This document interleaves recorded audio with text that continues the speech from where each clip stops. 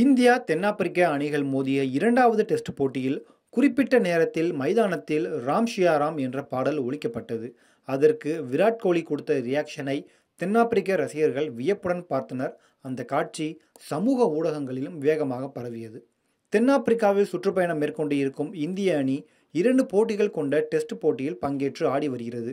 அதில் முதல் டெஸ்ட் போட்டியில் இந்திய அணி படுதோல்வி அடைந்த நிலையில், இரண்டாவது போட்டியில் இந்திய அணி கண்டிப்பாக வெற்றி பெற்று ஆக வேண்டும் என்ற கட்டாயத்தில் இருக்கிறது. இந்த நிலையில் கேப்டவுனில் நடந்த இரண்டாவது டெஸ்ட் போட்டியில் தென்னாப்பிரிக்க அணி முதலில் பேட்டிங் செய்தது. இந்திய வேகப்பந்து வீச்சாளர் சிராஜ் சிறப்பாக துல்லியமாக பந்து வீச, தென்னாப்பிரிக்க அணி திணறிப்போய் தங்கள் சொந்த மண்ணில் 55 ரன்களுக்கு ஆட்டம் இழந்து பரிதாப நிலையை அடைந்தது.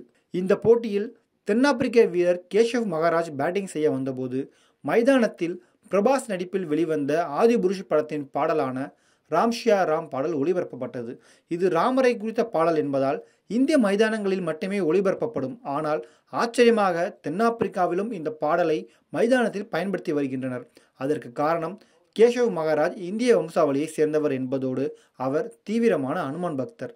அதன் காரணமாக இந்திய தென்னாப்பிரிக்கா மோதும் டெஸ்ட் தொடரில் அந்த பாடல் ஒலிக்கிறது. இரண்டாவது டெஸ்டில் கேஷவ் மகாராஜ் பேட்டிங் செய்ய வந்தபோது அந்த பாடல் ஒலித்தது.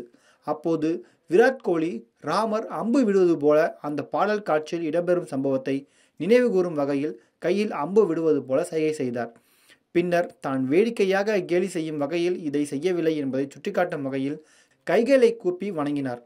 தென்னாப்பிரிக்க ரசிகர்களுக்கு என்ன நடக்கிறது என புரியாத நிலையில் விராட் கோலியின் செய்கைகள் வியப்புடன் பார்த்தனர். அதே சமயம் இந்திய ரசிகர்கள் சிலர் விராட் கோலி ராமரை வணங்கிவிட்டார் என அதை சமூக ஊடகங்களில் பெரிய விஷயமாக மாற்றி ட்ரெண்டிங் செய்தனர். பின்னர் தென்னாப்பிரிக்க அணி 55 ரன்களுக்கு ஆல் அவுட் ஆனது.